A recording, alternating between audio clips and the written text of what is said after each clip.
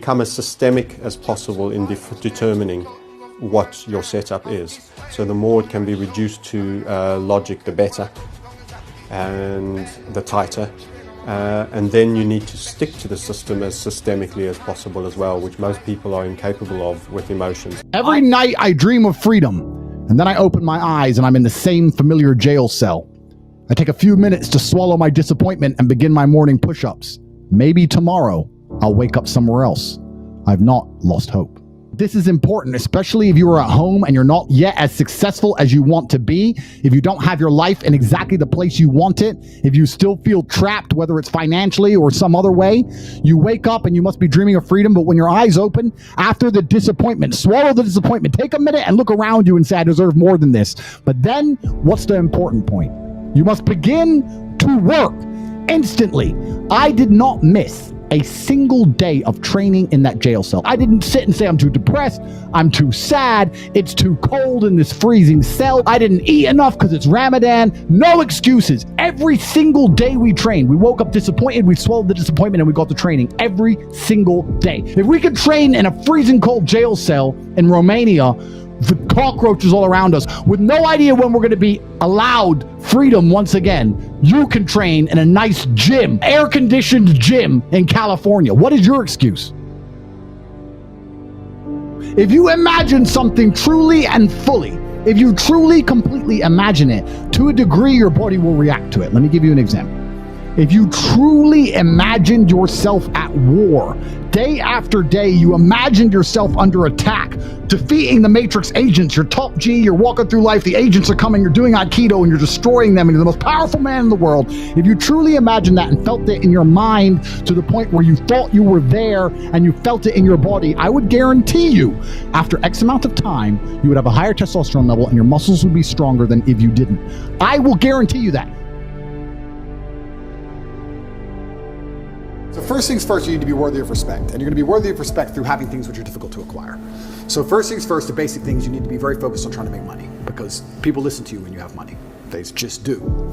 Secondly, you need to be in fantastic physical condition, because when you're in fantastic physical condition, it cannot be bought.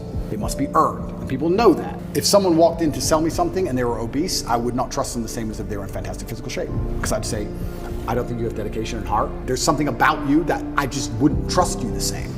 So fantastic physical condition and money is the first thing. The second thing, whatever your ideas are, you need to learn how to communicate them. Speaking is a superpower in and of itself. You need to become a fantastic communicator. You need to be comfortable in all realms of communication. You need to be persuasive. You need to be comfortable arguing. You need to be good at debating. There's a lot of people out there in the world who have ideas that they can't even project into somebody else's mind. How are you gonna rule the world with that? How are you going to get your ideas out there and make an influence if you can't make other people understand exactly what you think? That's the first thing. Second thing, once they understand exactly what you think, you need to make them agree with what you think. These are two different skills. Must be practiced and must be learned. If you're 20 years old and you want to change the world, you need to be having endless debates. Endless. Without resorting to name calling, not on Twitter like a dummy, in person. And you need to come across in a way that people agree with you. We can go back quickly and talk about the red pill. The difference between me when I talk to girls on these panel shows and every other guy when they talk to girls on these panel shows is, when I'm done, all the girls want me. I say the same thing, and by the end the chicks are in love with me, as opposed to saying the same thing and the chicks thinking I'm a dickhead. That's the difference. I project my ideas and I make them agree with my ideas to a point where they're like texting me afterwards. I'm not saying anything different, it's how I'm communicating it. You can catch more flies with honey than hurting people sometimes. So you need to be good at everything. You need to have a Swiss Army knife of tools. I know when to be intimidating or aggressive. I know when to come across as obtuse. I know when to come across as exceptionally open-minded and easy to understand. I know when to come across as understanding. I know all these things. This all has to be practiced. And a lot of it is, communication. I would say, if you're going to say to a 20-year-old who's truly exceptional and driven, I'd say you need to become a master communicator. Because once you can do that, you can do anything. And that fixes all the other problems, right? We talk about making money. If you're a master communicator, you do fantastic in sales. You'll absolutely destroy sales if you're a master communicator.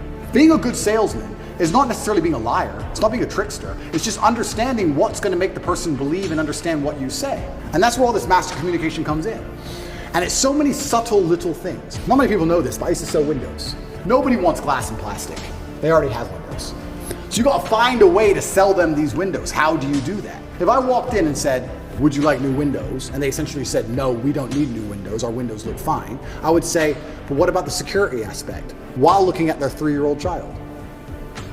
And they'd sit there and go, what do you mean security aspect? And then I talk about how we had the Lock 5000, and their locks are easy to break, as if glass isn't glass, it's all the same anyway.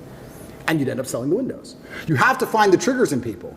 But also to be a master at communicating, you also need experiences worth talking about. You have to live a life. You need a degree of wisdom, and wisdom doesn't always come with age, it comes with life lived.